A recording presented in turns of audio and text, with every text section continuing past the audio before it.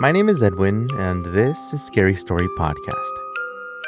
Because you requested it, here are more remastered stories, the ones from Season 1, but this time with much better audio. Nightmares are real.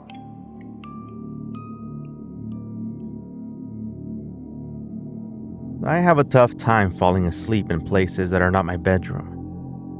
When I go on vacations, it takes me a few days to get used to new places. Sleeping on buses or airplanes? Forget about it. This time, I had spent the night in an uncomfortable hotel by the center of town when I went to visit my girlfriend's family out of state. They're all very nice people. I feel bad whenever I have to be around a group after not getting much sleep, because all I can think of doing is going to my bed and calling it quits.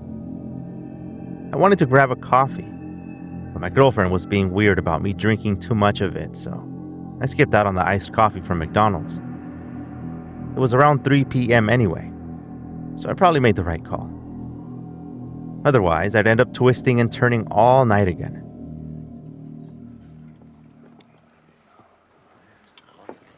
We got to her grandparents' house, and I was greeted with a plate of bread and, yes, coffee. I gladly said yes to the coffee, but after taking a sip, I realized it was sweetened. I take my coffee black because those sugar crashes are the worst.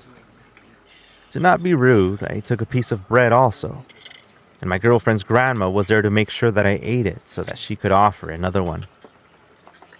I was able to keep the conversation for almost 15 minutes before my eyes began to shut, and someone, I don't remember who, asked me if I was tired. I said yes, and that I hadn't gotten much sleep. They're older people, so they're used to taking naps, I guess.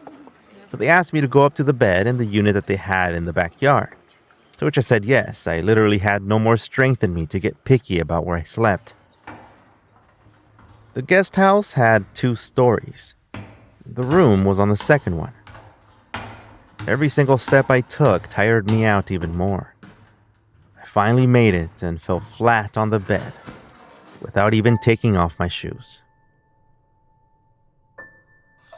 I was woken up by high-pitched laughter, like an excited little kid running around. I turned my head toward the door and I looked at the light from the window across from me. It was almost sunset. But then I saw somebody. The silhouette was not of some little kid, but rather a short, older man, covered in mud. He didn't move. He didn't say anything. This was not normal. It couldn't be real. But what was more confusing, however, was that I didn't feel fear. I wasn't freaking out, though I did feel sick to my stomach. Almost like wanting to throw up. The man disappeared sometime during the confusion when I scrambled for my cell phone. I'm not sure why I wanted it. I kept looking out for the man, starting to freak out finally. While staring across from the bed, I just fell asleep again. I had a weird dream that I was being chased through a patch of trees, and something grabbed my arm. That's when I woke up again.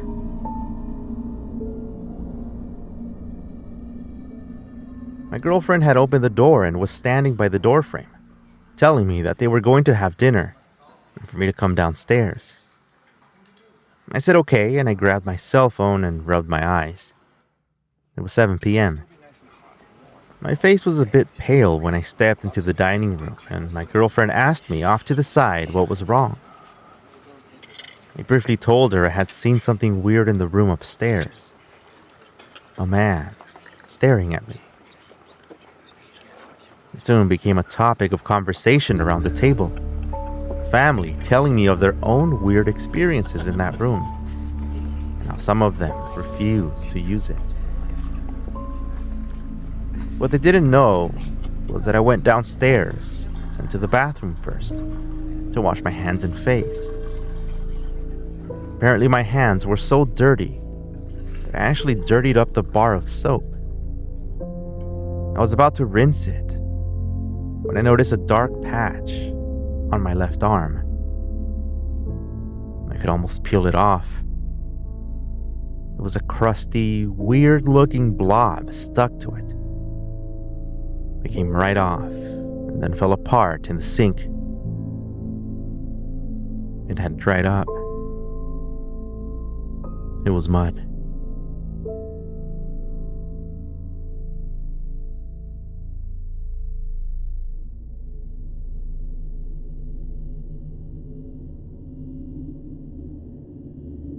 Death in a car.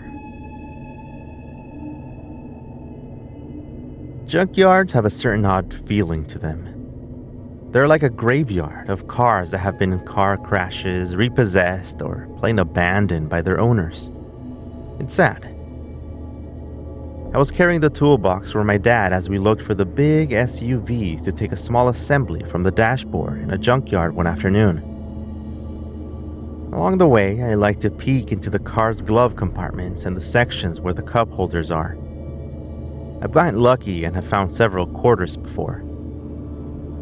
After looking through a few cars, I found one that had a child seat in the back. In the seat, there was a rattle, plus some wrappers of what seemed to be gum. I blinked for a second and I heard a little girl giggling in the back seat, followed by some terrified screams. I pulled myself out of the car as fast as I could. Oh, I probably should have mentioned that I see things sometimes. I have an overactive imagination, and I've woken up in the middle of the night seeing large spiders coming down toward my face from the ceiling. Weird creatures sitting on my chest. And I see shapes in mirrors when I pass by. It's just my imagination. That's what everyone tells me. I went on to the car next to that one, and I saw what I rarely see in junkyards. As I was coming closer to peek into the window, I noticed, "Hey, I'll be right over here. Give me the toolbox," my dad called out. He was about 10 feet away. "Okay," I replied. "I'm coming." I went over and gave him the toolbox, still thinking about what I had seen in the car. It doesn't happen often, but I still look for the moments when it comes up. Sometimes it's in unexpected places, like on a sidewalk, or on the center dividers on a freeway, since it stands out, splashed on the white paint. It's blood. Something happened in that car. I opened the door. It was a minivan, so it had the sliding door that creaked all the way until it got stuck on the end hook. Yes, the passenger side windows all had a big streak of blood. Tiny cracks on the glass with what looked like human teeth. I was staring at the glass when I heard a soft, creaking sound. Then a gasp. I didn't want to look toward the back seat of the car, but I couldn't help it. Slowly, I turned my head as I felt my face turn cold with fear. There was a woman there. Her face covered in blood. Her mouth was missing some teeth, and she looked like she was getting ready to speak as she stared blankly into my eyes. I couldn't move. Her mouth grew wider, and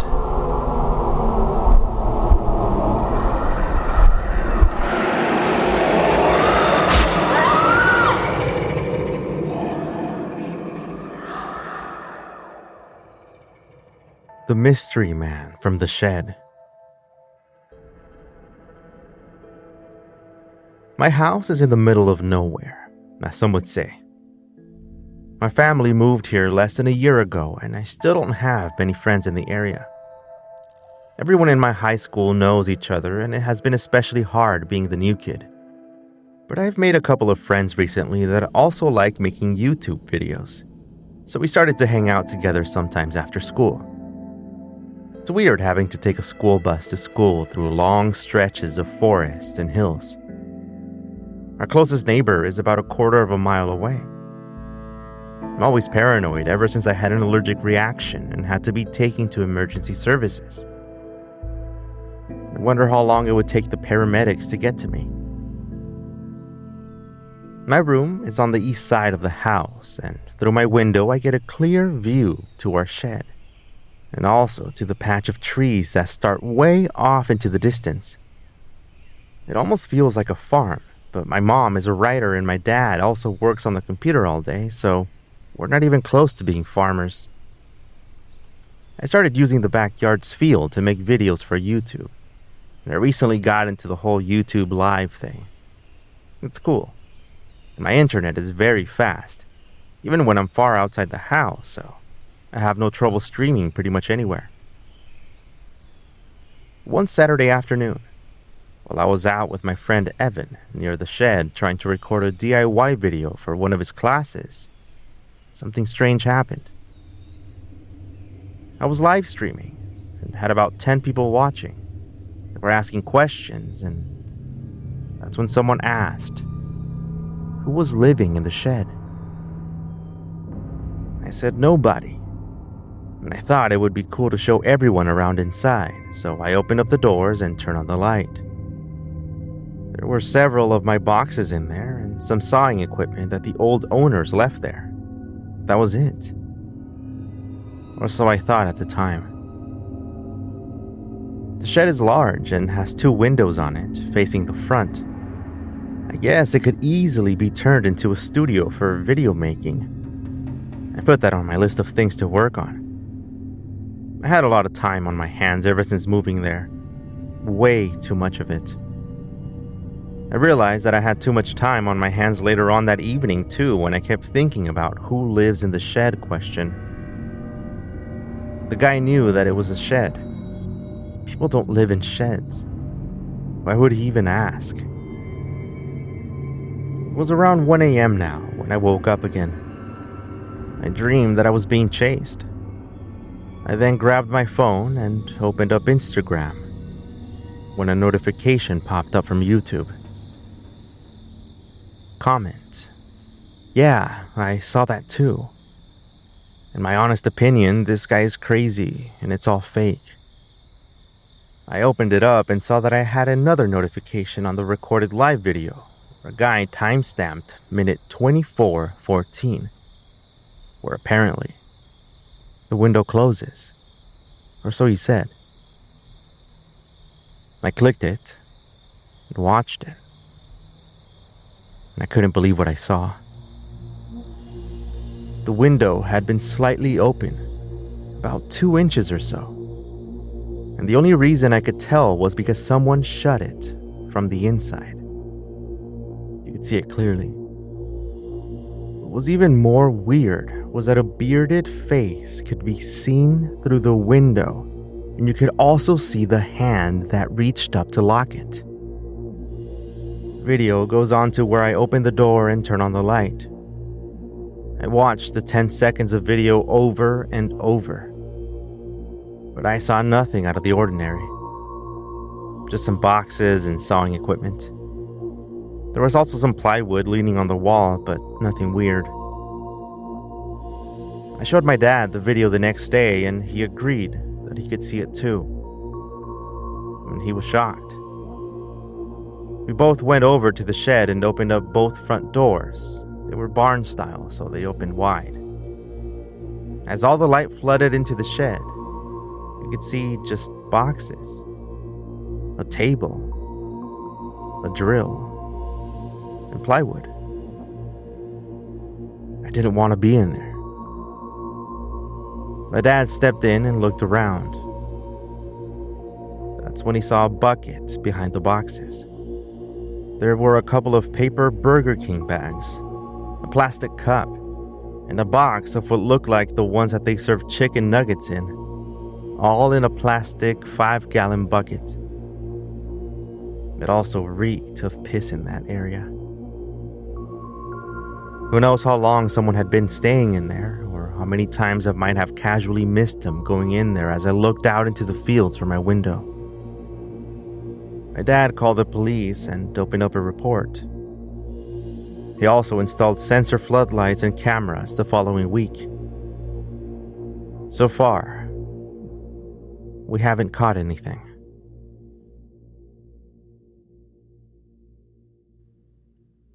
The next story, called Unwanted Night Crew, is coming up right after this.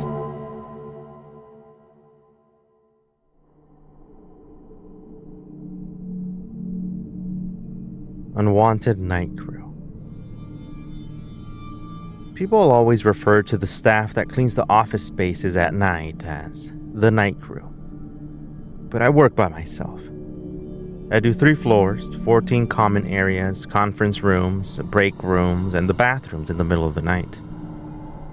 Normally I just listen to podcasts or music on my phone.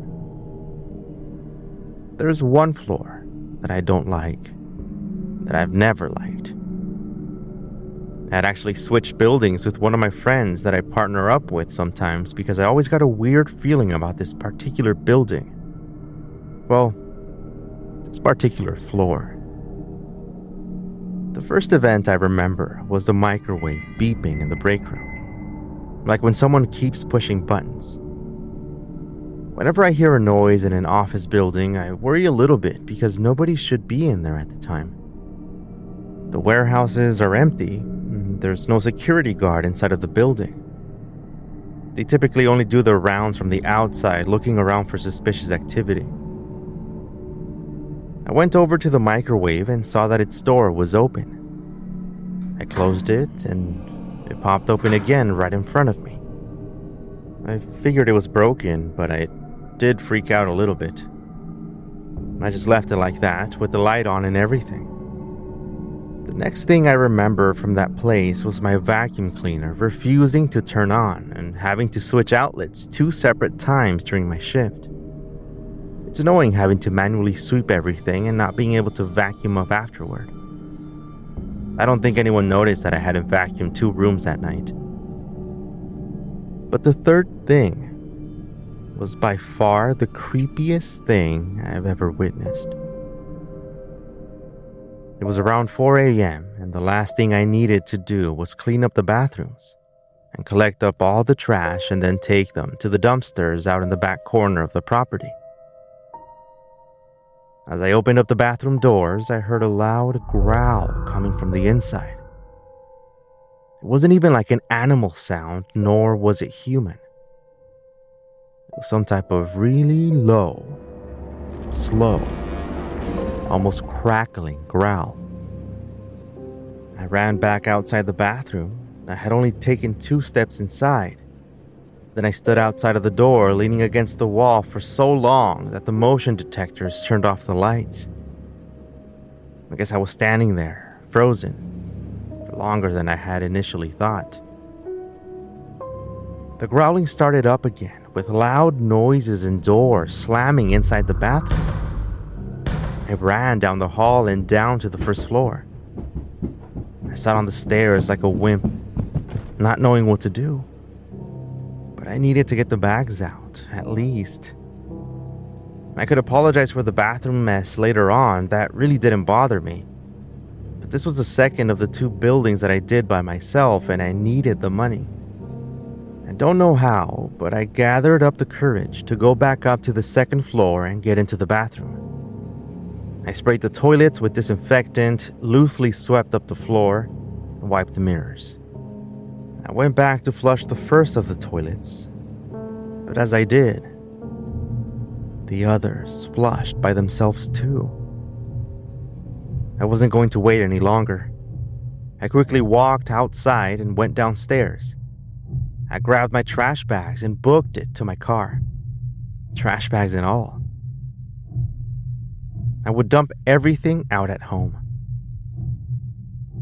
This happened around 4 months ago. I hadn't been in this building since then, and apparently I haven't been the only one that has experienced weird things in there. I mostly hear about chairs being moved and doors slamming shut, but never anything about the deep growling. But anyway, that's the building that I have to clean tonight. And I'll be by myself again. Let's hope nothing happens.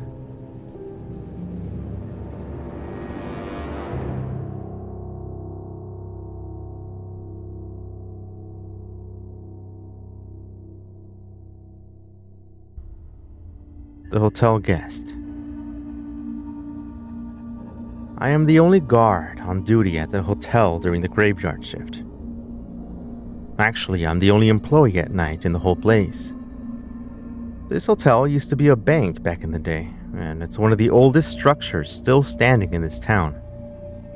This is great for tourists, but not so much for the piping and wiring systems. Aside from all that, there's always been something weird about this place. I've gotten used to it after 10 years. Lately, though, things got out of hand. Every once in a while, we get backpackers that are traveling long-term. That means they smell bad, and they have a lot of friends that stop by, some with unusual beliefs and energies and other things like that. I've been known to shut down drum circles on the sidewalk at night, and I've gotten rid of a few dreamcatcher devices that they leave in the rooms.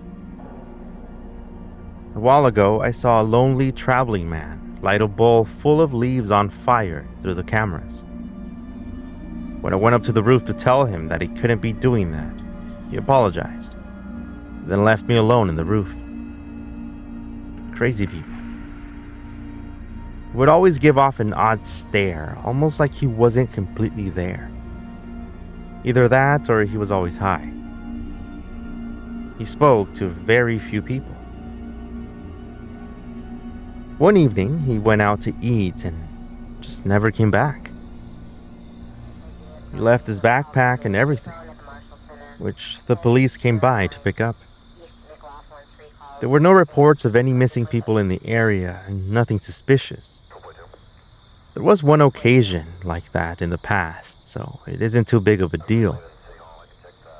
What is weird, though, is that strange things have been happening to me at night.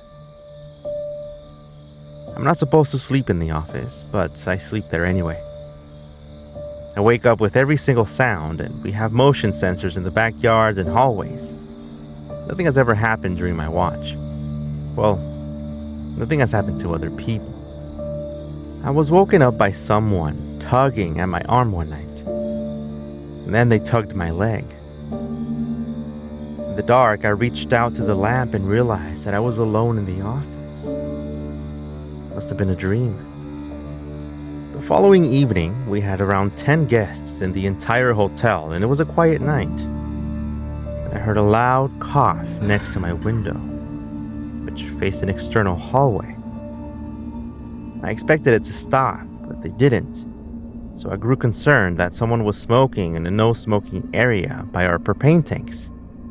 So I stepped outside and found nobody there. The coughing had also stopped. I told my boss about the occurrences at night, and he agreed to double-check the cameras. You couldn't see much action until I caught a glimpse of what looked like to be a dog walking through the exterior hall. He stopped suddenly and stood up to lean against the office's window. A dog? Dogs aren't allowed anywhere in the hotel. I decided to get some of my paperwork done well into the night instead of sleeping. There were a bunch of guest sign-up sheets that needed to be inputted on the computer. It was around 3 a.m. when I heard some shuffling outside, and this time I turned around quickly to see someone's face through the window. They backed away and ducked under the window, trying to remain out of view. I turned on the exterior lights manually since the sensors didn't go off this time. I heard footsteps running away from me through the hall and into the storage areas. The person was obviously not really trying to hide. Why would they be peeking through the window? There's really nothing interesting in there. At all. I grabbed my flashlight and went straight to the back storage areas. As I was walking around, I saw a familiar scene. It was a crazy guy. sitting on the dirt with his legs crossed, a bowl in front of him, full of leaves. And then he vanished. I tried explaining this to my coworkers, and they say they believe me, but they also think that I'm making far too big of a deal about it. I know what I saw that night. I've sought advice from a priest, but he couldn't help. Some of my friends have suggested to dig around in that area and maybe I'll find something. But there's no way I'd ever be able to explain my reasons to be doing so. I think I'm going crazy. The weird events at night have stopped though. Maybe seeing what I saw was all that was required of me to make it stop.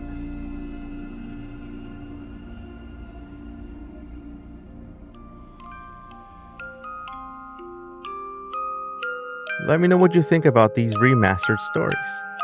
We have more original stories coming up in the next episode. And to stay up to date with my stories, be sure to tap follow right now on your podcast player.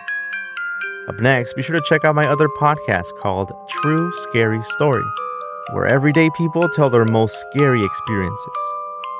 Share yours with me by finding me on Twitter or Instagram at Edwin Cove. That's EDWINCOV. Thank you very much for listening. See you soon.